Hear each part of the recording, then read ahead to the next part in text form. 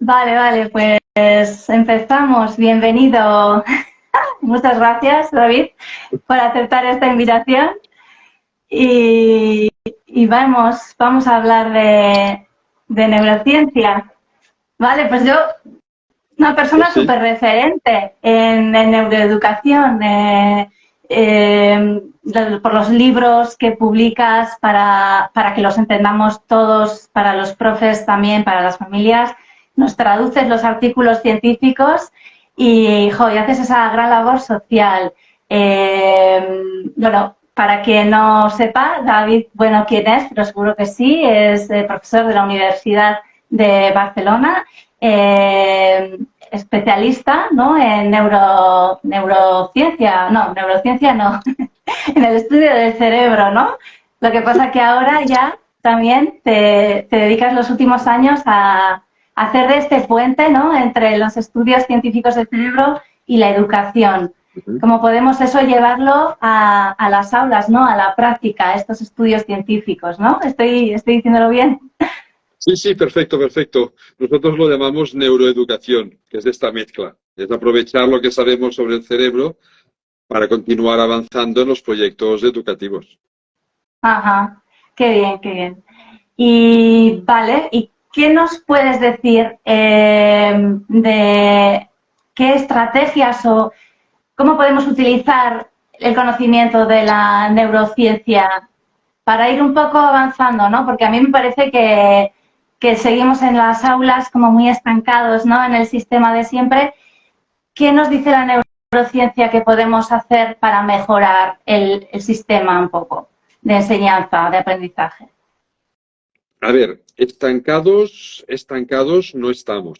Ha cambiado muchísimo la educación desde hace ya algunos años y muchísimo más desde que los que tenemos cierta edad pues éramos estudiantes de primaria o de secundaria. Que por cierto, ya sé que a lo mejor no tiene que decirse, pero acabo de ver que nos está escuchando un compañero mío que habíamos estudiado la EGB y el bachillerato juntos, ¿vale? Y sabrá de lo que estoy hablando, ¿no? Um, ha cambiado mucho, pero todavía tiene que cambiar más. A ver, uno de los principales problemas es la deslocalización, por decirlo de alguna manera, de la academia, de lo que estamos transmitiendo, de los currículums, con el mundo real que está fuera, en la calle.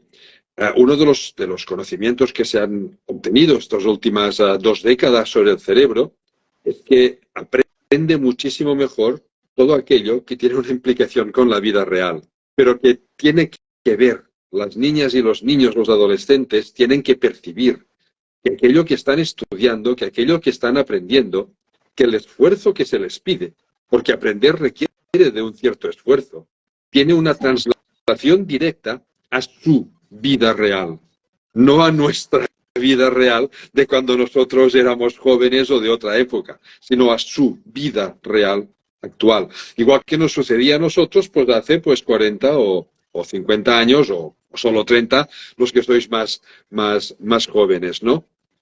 Y aquí es donde todavía pues no hacemos bien los deberes, los que nos dedicamos a la educación. Es, no es que no tengan que aprender lo que aprenden, es que hace falta contextualizarlo con lo que se encuentran cada día en la calle. Las escuelas Ya. están encerradas por un muro de protección de los propios menores, pero este muro debe ser solamente físico, no debe ser mental. La escuela debe estar abierta a la sociedad y la sociedad penetrar dentro de la escuela para que los aprendizajes sean significativos. O sea que los currículum no hace falta cambiarlos, es simplemente explicarlo de otra manera. Porque nosotros A los ver, profesores, yo soy profesora de secundaria, de física y química.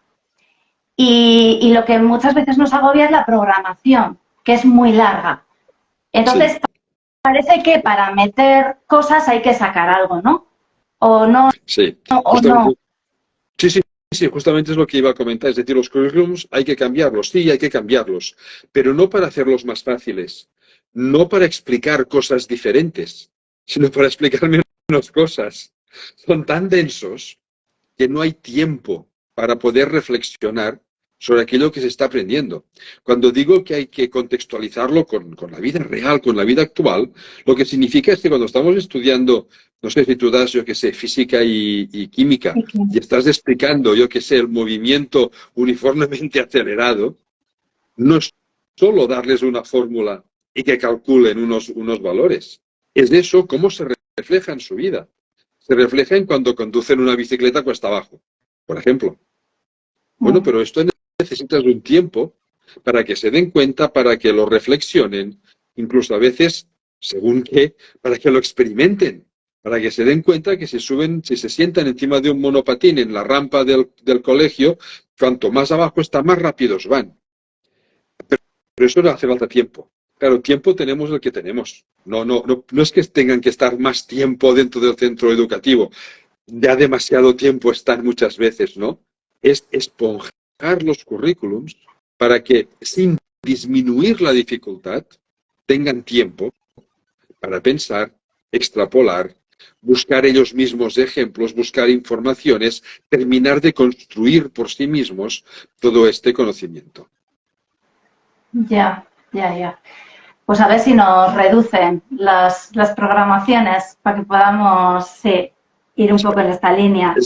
Es lo mismo que sucede, yo que sé, en biología. Por ejemplo, yo que soy especialista en biología, pues sucede exactamente igual. Pero en materias humanísticas igual, en filosofía, en literatura. Estudiar 50 escritores españoles de memoria, ¿de qué sirve? Una cosa es saber que los nombres tienen que sonar. Lo importante de la literatura que es apreciar lo que escribieron. Pero hace falta tiempo para poder leer lo que escribieron. Y hay que contextualizarlo con el mundo actual. Novelas, yo que sé, de Pérez Galdós o de Gabriel García Márquez, tienen una relación directa con el mundo actual. Pues hay que dar tiempo para que examinen esta relación directa y lo que aprenden, que a lo mejor será menos, pero lo aprendan con más eficiencia. Y después ya continuarán creciendo intelectualmente cuando les haga falta. Ya, parece que con 13, 14, 15 años les queremos meter demasiada información y están tan alejados muchas veces estos temas, ¿no?, de su vida real. Sí. Yo te quería preguntar por el tema de cerebro, ¿no? Yo muchas veces oigo que al cerebro le cuesta mucho salir de su zona de confort, de vernos hacer cosas nuevas, pero realmente sabemos que no nos queda otra, ¿no? Que siempre tenemos que afrontar esas dificultades y cometer errores y esto es así. El cerebro nos mantiene ahí como en el miedo. No, acabas de abrir un melón enorme con esta pregunta, porque encierra muchísimos aspectos importantes en educación. Claro, al cerebro le cuesta salir de la zona de confort porque implica más esfuerzo. Y tenemos un cuerpo que funciona para economizar al máximo la energía que consume. Por eso preferimos estar sentados que corriendo, aunque nos gusta hacer deporte y hacemos nuevamente menos deporte del que deberíamos hacer, pero nuestro cuerpo, nuestro cerebro tiende a economizar energía. Toda la naturaleza funciona de esta manera. Salir de la zona de confort implica pensar más, tener que invertir más esfuerzo, consumir más energía. Pero es una dualidad, porque también se ha visto que las novedades nos motivan. Hacer siempre lo mismo, caemos en el tedio y al final ya no tenemos ganas ni de hacer siempre lo mismo. Y se ha visto pues esto, que una novedad, un reto, una situación inesperada, una sorpresa, literalmente activan nuestro cerebro, activan el tálamo, que es la zona de la atención, activan, por ejemplo, el estriado, que es la zona que nos da sensaciones de recompensa, de placer. Nos gustan las novedades, siempre y cuando, y aquí viene la tercera parte, una es que tendemos a economizar, otra es que igualmente nos gustan las novedades, pero siempre y cuando signifiquen un reto, pero un reto que percibamos como asumible. Si nuestro Ya, cerebro, que está constantemente evaluando qué debería hacer, qué está haciendo, qué le gustaría hacer, está constantemente comparando, percibe que ese reto no es realizable, pues ¿para qué invertir energía en eso? Y si ya, percibe que sí que es realizable y que además le va a ser recompensante, hará algo que les hará satisfactorio, ahí sí que entonces el cerebro literalmente se energiza. Recibe más sangre, más energía metabólica para funcionar. Y eso es lo que también a veces nos falla en un sistema educativo. Hay que dar retos a los alumnos, hay que hacer que se esfuercen. Sin esfuerzo no hay aprendizaje eficiente, pero hay que darles retos que ellos vean como asumibles, como asequibles. Es muy difícil, ¿eh? Y los que nos dedicamos a educación, tú dices que te dedicas pues a la secundaria, física y química. Yo aquí en la facultad doy clases, por ejemplo, de genética a un grupo de 80 alumnos nuevos cada año.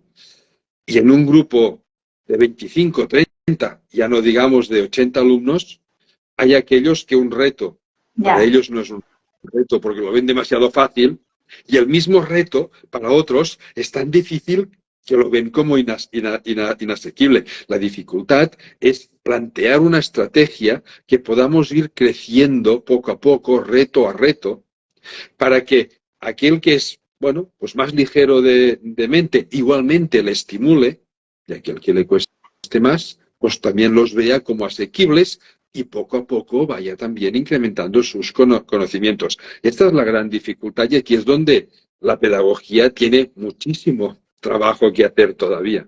Ujú.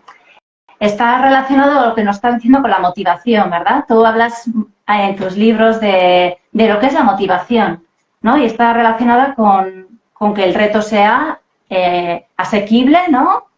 ¿Nos explicas un poco cómo funciona la motivación? ¿Cómo hacer que un alumno vea que, venga, aunque no me apetezca, aunque no me interesa mucho, lo voy a hacer? ¿Cómo podemos pincharle? Mira, hay muchas maneras. Para empezar, yo empezaría distinguiendo lo que es la motivación intrínseca de la extrínseca. La intrínseca es la que nos generamos cada uno de nosotros. Todos tenemos unos intereses y cuando pensamos en eso, nos activamos. Y la extrínseca es la que viene de fuera, que es la que los docentes también tienen que trabajar. Esta extrínseca viene pues de una sorpresa, una situación inesperada. El trabajo colaborativo en grupo, en equipo, es motivador porque tenemos un cerebro social. A nuestro cerebro le encanta compartir cosas con otras personas. Si no, este Instagram, por ejemplo, ahora no tendría ningún sentido si no nos gustase compartir y escuchar cosas de otras personas. Entonces, todo eso son recursos que desde la pedagogía nos ayudan a activar la motivación. La extrínseca, aquello que hace el docente para que sus alumnos encuentren este punto de motivación, pero dejando siempre espacio a la motivación intrínseca, porque al final es el motor principal de nuestra vida. Hacemos las cosas que nos gusta hacer, que nos apetece hacer. Y para dejar espacio a la motivación intrínseca, pues hay que estar siempre pendientes de los deseos de nuestros estudiantes, de sus aficiones, de sus gustos, de su vida real fuera del centro educativo, para incorporarlo en nuestras estrategias. Se relaciona con lo que decía antes, tienen que ver que aquello que están haciendo les resulta útil para que se sientan motivados también por sí mismos. ¿Qué gracia tiene la motivación? Bueno, pues la motivación implica siempre un incremento del flujo sanguíneo en nuestro cerebro. Cuando estamos motivados, a nuestro cerebro le llega más sangre. Y con esta sangre extra le llega más oxígeno y más glucosa, que es lo único que consume el cerebro para conseguir energía metabólica para funcionar. Dicho en otras palabras, nos energiza literalmente. La motivación hace que el cerebro pueda funcionar más rato sin cansarse, porque tiene más combustible, y para aprender hay que trabajar rato. Si no, el aprendizaje es deficitario. La motivación es imprescindible, trabajar más rato sin cansarse, y también que el cerebro puede trabajar todo él con mucha más eficiencia. Se ha visto que cuando el cerebro trabaja con más eficiencia, cuando tenemos más zonas conectadas, cuando hacemos un aprendizaje, lo aprendemos mejor, pero sobre todo con mucha más eficiencia. que es de lo que se debería tratar en educación, de hacer aprendizajes eficientes. En cualquier caso, pasa por la motivación, que además activa la atención y la motivación genera sensaciones de recompensa. Y eso estimula a los estudiantes a querer volver a esforzarse, a asumir retos, a motivarse, porque anticipan que tras esa motivación habrá sensaciones de recompensa. Eso es algo que hemos vivido todos. Cuando hacemos una cosa con motivación, nos sentimos mucho más a gusto que cuando lo hacemos por simple obligación. ¿Por qué? Porque se activan las zonas de recompensa de nuestro cerebro. Ujú, ujú. Y, vale, y unido con la motivación hay otro factor que también le sueles dar mucha importancia, que es a desarrollar la creatividad. Y esto está unido también con esas recompensas, ¿no? Cuando somos creativos, también nuestro cerebro está más conectado y se siente también, está más allá full. Sí, exactamente igual. Somos una especie biológica. Yo perdonad, es que soy biólogo, así que siempre hablo de especie biológica para referirme a las personas, ¿no? Pero somos una especie biológica que no estamos adaptados a ningún ambiente específico. Me explico. Los peces están adaptados a vivir en el agua. Hay peces que viven a gran profundidad, que no pueden vivir bajo la superficie, y otros al revés. No sé, las cebras están adaptadas a correr por la sabana y tienen esas rayas para pasar desapercibidas, para confundirse entre ellas cuando viene un depredador, ¿vale? Cada animal está especializado en un ambiente. Nosotros no. Nuestra especialización es justamente no tener ninguna especialización. Y eso genera un problema de supervivencia, un problema biológico de supervivencia. ¿Cómo podemos adaptarnos a ambientes tan diferentes? Desde la sabana a los casquetes polares, pasando por las altas montañas en el Himalaya, en el Tíbet, pasando por desiertos o a la orilla del mar, como los que vivimos cerca del Mediterráneo. Bueno, pues nos adaptamos porque somos creativos. El hecho de imaginar situaciones nuevas, de combinar conocimientos que tenemos para dar soluciones a problemas que todavía no se han producido, eso es lo que llamamos la creatividad, también genera sensaciones de recompensa en nuestro cerebro. Somos una especie creativa por naturaleza, porque es nuestra principal adaptación de supervivencia ante un mundo, ante un entorno que es dinámico, que es cambiante, donde hay muchas novedades. Ser creativo nos proporciona, como decía, sensaciones de recompensa. ¿Cuál es el problema muchas veces? Es que el sistema educativo tradicionalmente ha mutilado la creatividad. Cuando en un aula estamos dando cualquier tipo de explicación y sale un alumno. ¿Cuál es la definición de creatividad? Bueno, pues sería combinar elementos que no se presentan juntos en la naturaleza, combinar ideas que por sí mismas no están relacionadas, examinar patrones que se encuentran ocultos. Por ejemplo, ese ejercicio que hacen las niñas y los niños pequeños en educación infantil, que es, por ejemplo, clasificar botones. Se les da una caja llena de botones y que los clasifiquen. Eso es creativo, porque todos los botones sirven para lo mismo, para abrocharse una camisa. Si los tienes que clasificar, tienes que encontrar elementos distintos a su utilidad. La forma, el tamaño, el color, el número de agujeritos que tienen. Esto es creatividad, es encontrar relaciones entre elementos que no están vinculados, buscar estas relaciones, combinar ideas. Pues muchas veces, tradicionalmente, al menos en el sistema educativo, nos han mutilado la creatividad. Cuando en un aula estamos haciendo cualquier tipo de actividad, de ejercicio, y un alumno hace una pregunta que a nosotros, docentes, nos parece que no tiene nada que ver con lo que estamos haciendo, ¿cuál es la reacción más habitual? Al menos la que tenían nuestros docentes cuando yo era un niño. Era cállate, no digas tonterías. Ahora no preguntes esto que no viene al cuento.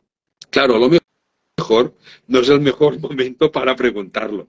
Bueno, eso es la sociabilidad, hay que darles a entender, bueno, ahora luego voy a responder a tu pregunta, ahora sigamos con esto, pero nunca hacerle callar.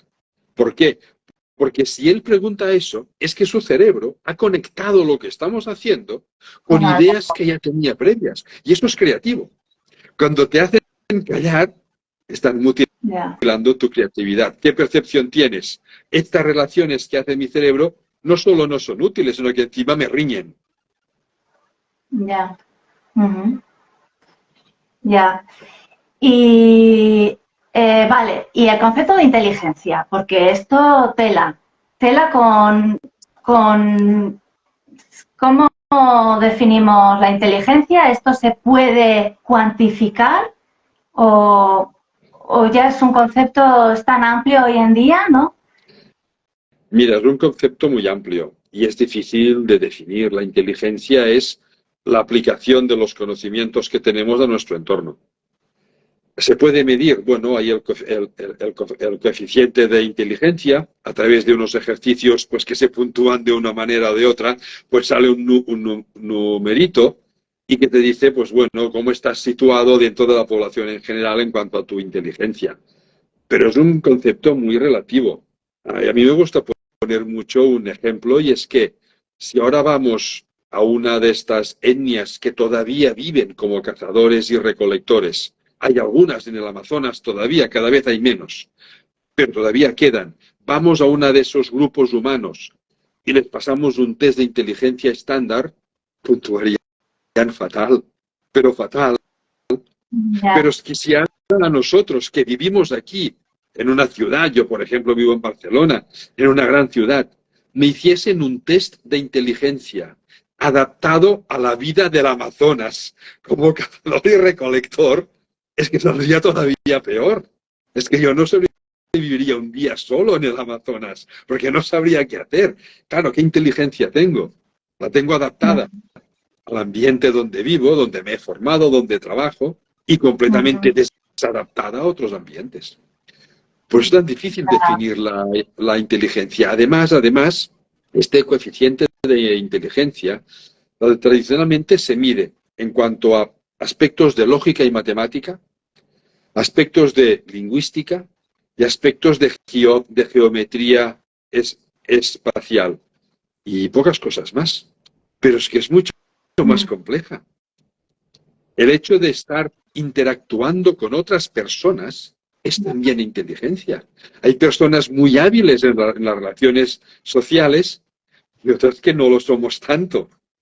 Hay y qué personas útil muy es, ¿eh? hábiles. Ser Claro, hábil socialmente es súper útil. claro, eso es inteligencia. O el hecho de hacer introspección, de pensar sobre tus propios pensamientos. Una persona que es capaz de pensar profundamente sobre sus propios pensamientos puede llegar a conclusiones más útiles que otra que no piensa. Eso también es inteligencia. ¿Eso cómo lo cuantificamos? Hay maneras de hacerlo, pero no a través de un test numérico. Es una interacción con un profesional de días para ver aspectos diferentes pues, de esa persona. Aquí sí que me gustaría puntualizar que no tenemos muchas inteligencias. Cuando Howard Gardner, que algunos seguro que os suena, propuso la hipótesis de las inteligencias múltiples, fue una gran revolución, porque hasta entonces se pensaba que la inteligencia era, pues eso, lógico-matemática, lingüística, geométrica y poco más. No, no, es mucho más compleja. Incorpora todas las facetas que propuso Gardner y todavía más, pero es una única inteligencia que se nutre de todos estos aspectos combinados. Y cada uno de nosotros tiene la que tiene y que además cambia con la edad, cambia con la Pero edad. sí que se suele Si decir se hace un test de inteligencia, que hay una persona, por ejemplo, que es muy artística, otra igual, ¿no? Que le interesa como algo muy concreto y como que puede brillar y destacar en ese área y luego otros que no, ¿no? No va por ahí lo de sí, pero las son inteligencias facetas. múltiples. Ya. No, no, no, no, son facetas de esta inteligencia única y que cada uno pues desarrolla pues como más le apetece, o bueno, según también las habilidades de cada uno. Pero eso yo lo comparo, por ejemplo, con las habilidades físicas. Yo intentase hacer ahora pues una maratón y tendrían que recogerme no a medio camino, no, a una cuarta parte del camino ya tendrían que recogerme, pero soy capaz de andar muchos kilómetros y de correr muchos kilómetros. Sí que es mejor cuestión correr una maratón de entrenamiento, ¿no? Y desarrollar esa habilidad.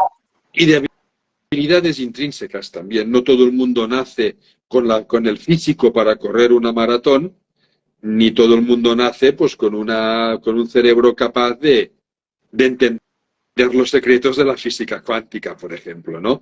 Pero sí todos nacemos con una inteligencia suficiente y pero muy que suficiente para vivir con afrontar los bienestar. desafíos del día a día. Claro. Me he leído tu libro ahora este verano, este último, Cerebroflexia, me ha gustado mucho. Y aquí, por ejemplo, el tema de la genética, ¿no? De qué porcentaje se heredan de padres a hijos en cuanto a la inteligencia, ¿no? Y me sorprendió que bastante poco, ¿no? Como un 45% es hereditario y luego ya el resto depende del medio, ¿no? De la vida, del entorno, ¿no? De los aprendizajes de cómo potenciamos nuestro cerebro. El cerebro es un órgano plástico, maleable, que está haciendo conexiones neuronales nuevas constantemente, y estas conexiones neuronales sirven para almacenar las experiencias, los aprendizajes, las informaciones que vamos recibiendo de nuestro entorno. Una persona que vive en un ambiente estimulante, rico en experiencias, terminará teniendo muchas más conexiones que una persona que viva en un ambiente pues que no sea rico, que sea pobre en experiencias, donde no hay aprendizajes, y eso pues marca un porcentaje importante, sabiendo que hay también un porcentaje que nos viene dado de nuestra genética, de los genes que nos pasaron nuestros padres, que ellos no eligieron qué genes nos pasaban y nosotros elegimos qué genes pasaremos a nuestros hijos. Pero hay una parte genética. Y después, otra parte muy importante, bueno, pues que es ambiental, es de los aprendizajes. Esa es la función de la educación. Es sabiendo que todos partimos de una genética diferente, sabiendo que hay personas que genéticamente están más predispuestas que otras, pero esto, como nos viene dado, no lo podemos cambiar. Lo importante que es que tanto si estamos más predispuestos como menos, todos podemos avanzar, crecer y superarnos si el ambiente educativo nos lo favorece. Sí. ¿Y nos puedes decir alguna aplicación en el aula, alguna técnica de enseñanza o los alumnos de estudio para aprender mejor conforme a cómo aprende nuestro cerebro? ¿O cada cual tiene su método de estudio y eso también cada uno lo tiene que ir encontrando? No, cada cual tiene su método. Hay personas que prefieren pues leer, otras prefieren ver esquemas, otras es escucharlo. Igual que hay personas que prefieren estudiar escuchando música y otras pues que necesitamos más silencio. Pero sí hay una cosa que yo creo que es importantísima y donde los docentes debemos ayudarles, y es mirándonos a nuestros alumnos con una mirada positiva y proactiva. Eso es clave. Cuando nosotros nos estamos mirando a nuestros alumnos, transmitiendo sensación de, sí, ya sé que el reto que te he puesto es difícil, pero sé que tú lo puedes superar, esta mirada positiva y proactiva. Cuando nos los miramos de esta manera, su cerebro se activa mucho más. Y cuando los miramos pensando, uy, esto qué difícil, uy, vaya clase que me ha tocado. Sí. Y esto sí que lo podemos hacer, porque es muy fácil, es gratis hacerlo. Ya, las expectativas, sí. Sí, exacto. Y luego también hablas de la importancia de ciertas asignaturas que justo el sistema educativo es a las que menos horas le da, ¿no? Como es la educación física, la plástica y la música. Estas para el cerebro son buenas, muy buenas, ¿no? Sí, especialmente durante la educación infantil y buena parte de la primaria, hasta mediados de la primaria. Se ha visto que estas actividades son las que más favorecen la plasticidad de nuestro cerebro, esta capacidad de hacer conexiones nuevas, conexiones que después podremos usar para lo que queramos. De hecho, la educación infantil y hasta mediados de la primaria, los ejes centrales deberían ser el arte, la música y el conocimiento de tu propio cuerpo, la educación física, la psicomotricidad. No es que las matemáticas y la lengua y el conocimiento del medio no sean importantes, claro que son importantes, pero deberían ser las ramas que salen de este tronco central. Un tronco sólido permitirá ramas más largas que den más frutos sin romperse. Ya sé que es una metáfora, pero encaja muy bien con lo que estoy diciendo, ¿vale? Ya. Después, a partir de mediados de la primaria, no sé, cuarto, por decir algo, hay ya que ir reequilibrándolo, ¿vale? Sin olvidar nunca ni la música, ni el arte, ni tu propio cuerpo, pero sí reequilibrándolo para ir dando más peso también al resto de, bueno, de materias, de actividades académicas que también son importantes, pero siempre partiendo de esta base que lo que haces básicamente es solidificar toda esta capacidad de aprendizaje posterior. Ujú. Esto de empezar a leer en primaria, o sea, en primaria no, perdón, en 5 años ya empiezan, ¿no? Con las letras, se le da muchísima importancia a la lectura y a la escritura y ya empiezan en Sí, infantil, ya. sí, y es muy importante, pero para aprender a leer primero hay que saber hablar. ¿Qué quiero decir? Ya sé que saben hablar con 5 años, pero una niña, un niño que tenga un lenguaje elaborado, complejo, le será mucho más fácil aprender a leer que uno que tenga un lenguaje mucho más sencillo por el motivo que sea. Y aquí los docentes debemos estar alerta.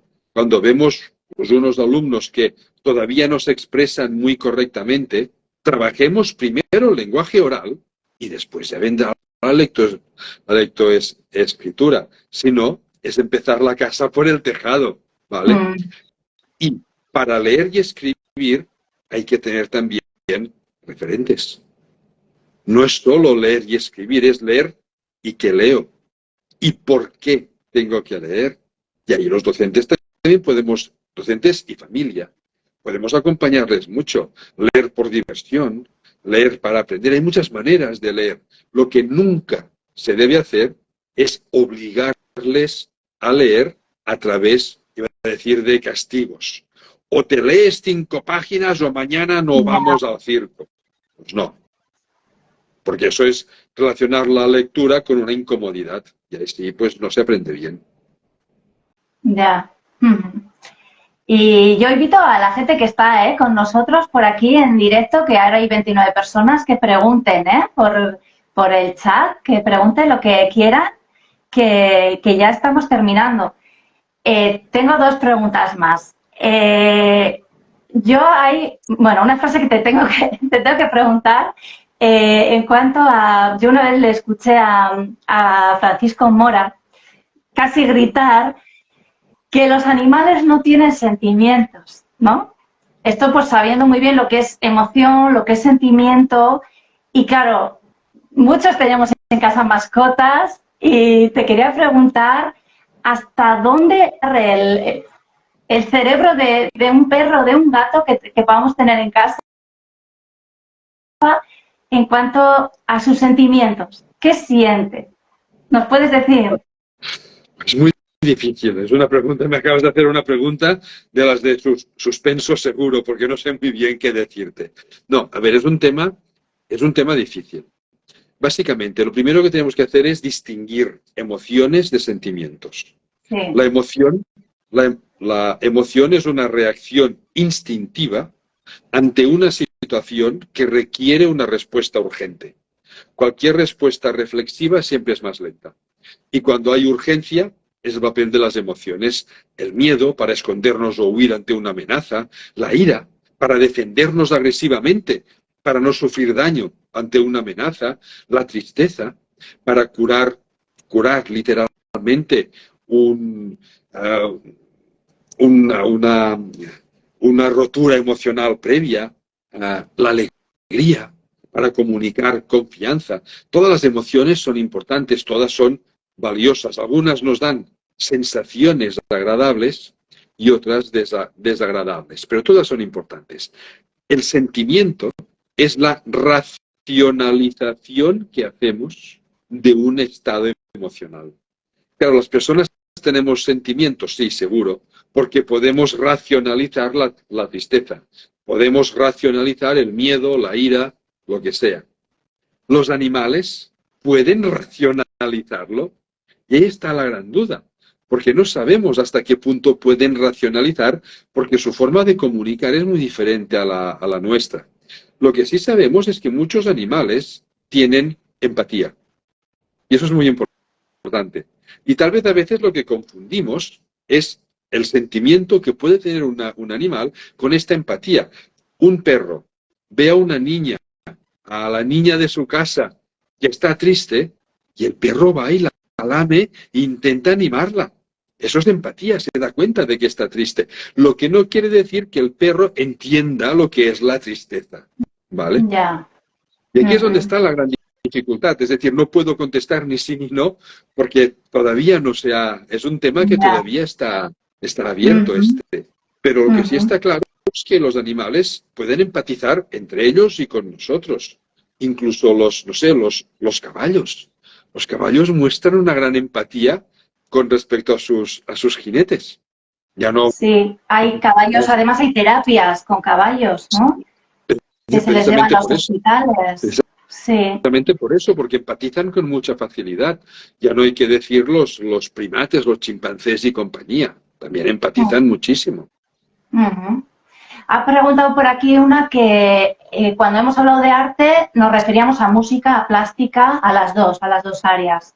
Sí. Artes. Y recomiendan... Artes en plural. Artes en plural, sí. Todas. Y por ahí han recomendado tu libro, que yo lo tengo por aquí también, que está súper bien, Neurociencia para Educadores. Este está muy sencillo, muy comprensible, muy ameno y lleno de cosas para hacernos nosotros una idea, para ponernos en el lugar del alumno y comunicarnos de mejor manera, comprender todos esos procesos mentales, ¿no? que está sufriendo, pues cuando son adolescentes, pues qué época, ¿no? Tan sensible de cambio, de todo, ¿no? Esa poda neuronal y todo eso. Incluso, si me permites, si tenéis hijos o alumnos adolescentes, yo os recomiendo también El cerebro del adolescente. Propaganda. Ese no lo tengo. Vale, nos lo apuntamos. Sí. Vale, y para terminar, el tema de las redes sociales. A ver, esto, a mí el que más me preocupa, bueno, un poco todas, pero TikTok, no son vídeos tan cortos, son impactos de segundos tan aleatorios, ¿no? ¿Esto realmente es preocupante para el cerebro o cómo lo ves? Mira, un uso limitado es divertido, ¿vale? Incluso yo a veces miro. El problema es un uso excesivo de las redes sociales, todas, incluido el TikTok, por supuesto, por estos vídeos breves que además vienen sin ningún tipo de contexto, ¿vale? Tenemos un cerebro al que le encanta socializar y busca socializar. Por eso muchas veces cuando salimos del trabajo nos vamos a tomar pues un café con los compañeros, o cuando a media mañana pues queremos descansar, buscamos compañeros con los que charlar para no descansar solos, ¿no? Las redes sociales activan este cerebro social y dan unas sensaciones como de bienestar que no son reales. Se ha visto que estar media hora presencialmente, físicamente, con otras personas, recompensa mucho más nuestro cerebro que estar 2 o 3 horas chateando en una red social. Aquí los adultos, pues ya somos adultos, pero aquí sobre todo hay que estar muy atentos a los menores, niñas, niños, adolescentes, porque ellos están aprendiendo a usar estas redes sociales y les cuesta también más su propia gestión emocional. De hecho, hasta los 3, 4, 5 años la tecnología digital es innecesaria, totalmente innecesaria. A mí me entristece mucho ver, por ejemplo, parejas que salen a pasear por la calle, y he visto ya unas cuantas, un sábado, un domingo por la mañana, que van el padre, un progenitor con un móvil, el otro progenitor con otro aparato tecnológico, y el hijo o la hija en el cochecito de bebés con su propio aparatito. Ya. Terrible, es terrible. Terrible, sí. En el supermercado se ve mucho. Los niños en la sillita con 1 año y con el móvil, sí. Es el momento de aprender del entorno, de que vean pues que compramos cosas y les podemos ir explicando, pues ahora compro pues tomates para la pizza y compramos no sé qué, y tú qué prefieres, melocotones o manzanas, yo qué sé. Enriquecer su vocabulario hablando con ellos, ver que pagamos en la caja, que todo tiene un precio, empezar su lógica y matemática de forma totalmente intuitiva. ¿Vale? Esto y jugar al parque, jugar con piedras, con palos, con tierra, ensuciarse, embarrarse, pincharse. Si hay una planta que pincha, que noten el tacto de las cosas, que la vida es tacto, son las sensaciones. Y después ya vendrá la tecnología digital y las redes sociales, que bien usadas son extremadamente útiles. Ya, sí,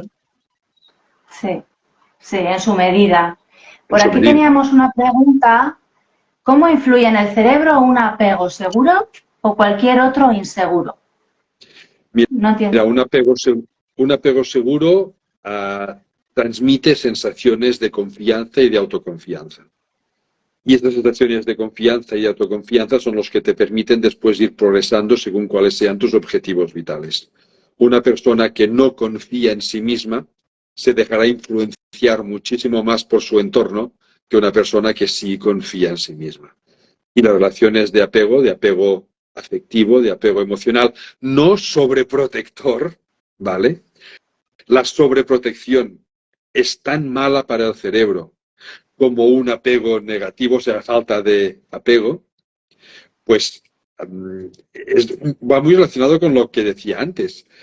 Ir con el cochecito, ir con un niño o una niña, cada uno con su propio aparato, ahí no hay apego. Eso no da sensaciones de confianza. Te sientes desvalido de tu entorno. El apego es la conversación, es compartir, es vivir juntos. Por aquí dicen que estoy leyendo Cerebroflexia y es una joya para los educadores. Otra persona ha preguntado, pero bueno, esto, David, tú no tienes igual que saber, ¿qué libro nos recomienda para niños de 2 años con rabietas? Pues no sabría qué decirte. No sabría qué decirte. No es un tema que haya trabajado nunca y tampoco no he leído demasiado sobre el tema, así que no lo sé, lo siento. ¿Cuánto es el máximo tiempo que no debe pasar un niño con los aparatos tecnológicos? ¿Qué tiempo es el recomendado? Depende mucho de la edad. Como decía, hasta los 5 o 6 años es que no les hace ninguna falta, ninguna. Que jueguen con construcciones, ¿vale? Que se inventen historias, que se disfracen. A partir de ahí, bueno, pues pueden empezar a usarlos, pero mi recomendación es que más allá de media hora, estoy pensando ahora en niños hasta los 10 años, ¿vale? Media horita, pues muy bien, igual que puedes ver unos dibujos animados por la tele durante media horita. Cuando yo era niño, algo mayor ya, cuando era adolescente, se hablaba mucho entonces de los perjuicios de ver demasiado la televisión, porque había adolescentes y niños que se pasaban a lo mejor 5 o 6 horas cada tarde pegados a la televisión porque ningún adulto les hacía caso, ¿vale? Bueno, ahora tenemos lo mismo con la tecnología digital. Ver unos dibujos animados de media hora pasa algo. No pasa nada, es que pueden ser muy instructivos si son dibujos interesantes. Estar media hora jugando a algo de un juego de ordenador o a través de la tableta o de lo que sea, también puede ser incluso instructivo según qué juego sea, claro. Pero es pasarte 5 horas seguidas jugando, pues no. A ninguna edad. Ya. Aquí nos dicen, ¿alguna relación sobre resiliencia y aprendizaje basado en el desarrollo del cerebro? La resiliencia es un aspecto que se aprende y se trabaja. Todos venimos con una pequeña resiliencia de serie, por así decir, pero es algo que se trabaja. Tiene la relación, por ejemplo, con la visión que tenemos de los errores. Antes has sacado el tema de los errores, no he comentado nada sobre los errores, pero todos cometemos errores. Pero hay muchas maneras de gestionar un error. Si hacemos que nuestras hijas y hijos de nuestros alumnos vivan los errores como un punto final, ¡qué desastre! ¡No haces nada bien! Ahí no estamos favoreciendo para nada la resiliencia. Si soy un desastre y no hago nada bien, ¿para qué tengo que intentarlo otra vez? Claro. Ya. Si el error se vive como si algo que nos fastidia a todos nos fastidia equivocarnos. No hay que esconder el fastidio a un error, no. Pero el error sirve para hacerlo mejor la próxima vez, para no volver a tropezar con la misma piedra. Eso es una de las bases de la resiliencia, por supuesto. Ya, felicitar el error, ¿no? Porque es señal de que estás aprendiendo cosas nuevas. Claro, sí. Y nos ha preguntado por ahí si ya lo del podado neuronal es científico, es evidencia. Sí.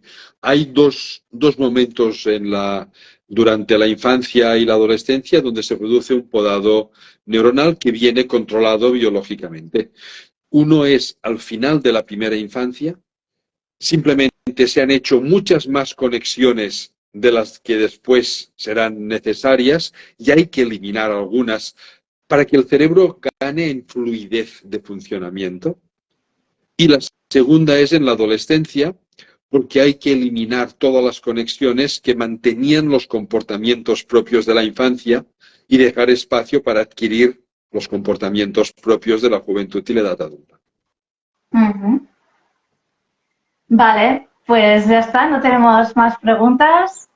Muchas gracias, David, por estar aquí con nosotros este rato y bueno, pues te seguimos en tus libros y en tus publicaciones. Pues muchas gracias a todas y a todos vosotros por haberme invitado y por estar aquí presentes este rato. Vale, venga, adiós. Adiós, hasta la próxima.